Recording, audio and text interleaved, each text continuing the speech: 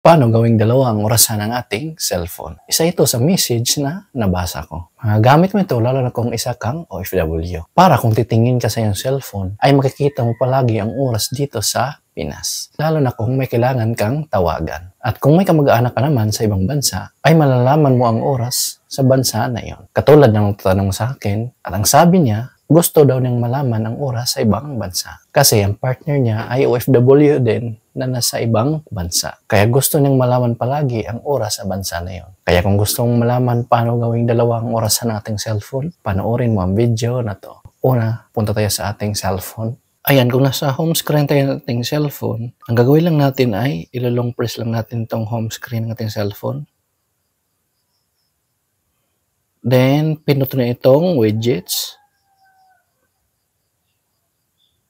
Ayan, din dito mo na makikita ang calendar, Chrome, clock, contacts, device manager. Then, sisilik lang natin tong clock. Then, swipe left.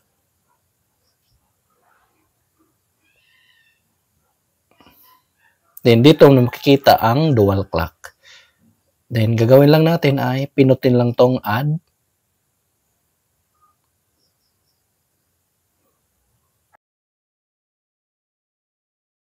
Ayan, so sa isang clock, ay pipili ka ng bansa kung saan mo siya iseset.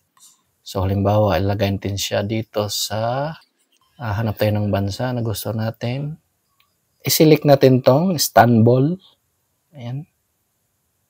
Ayan, lalabas na yung oras ng Istanbul. So, 12:28 p.m. Nahuli siya ng 5 hours. Then, gagawin lang natin ay pinutin lang tong add.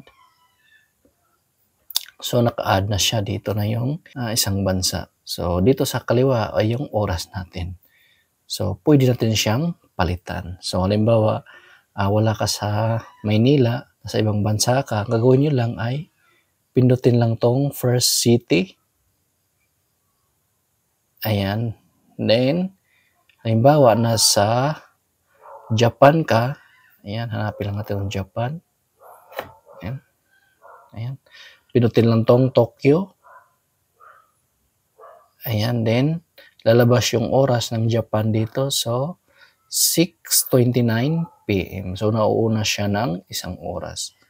So, pindutin lang tong change. Ayan. So, naka-add na yung Tokyo tsaka Istanbul. Then, pagkatapos, pindutin lang tong save. Ayan. So, andito na siya sa home screen natin. So, ang gagawin niya lang natin ay i-drag lang natin kung saan natin gusto ilagay. I-drag ko lang pataas. Ayan. Ito na yung Tokyo tsaka Istanbul.